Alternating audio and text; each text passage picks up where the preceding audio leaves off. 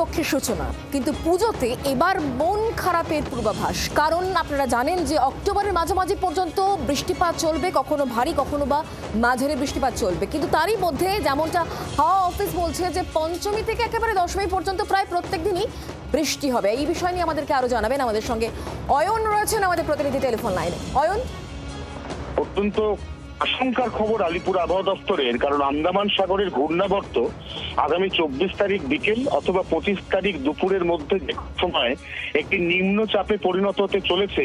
যথেষ্ট শক্তিশালী নিম্নচাপ হিসেবেই এটি আত্মপ্রকাশ করবে বলে এখনো পর্যন্ত অনুমান করছে হাওয়া অফিস। নিম্নচাপে শেষ পর্যন্ত কতটা শক্তি সঞ্চয় হয় এবং এর গতিমুখ কোন দিকে থাকে তার উপর নির্ভর করবে দক্ষিণবঙ্গে দুর্গাপুজো চলাকালীন বৃষ্টি ভাগ্য।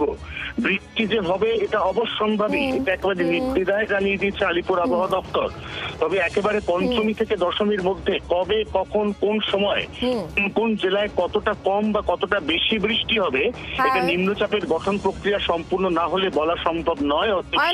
অনেক ধন্যবাদ অয়ন আমাদের সঙ্গে টেলিফোন লাইনে থাকার জন্য।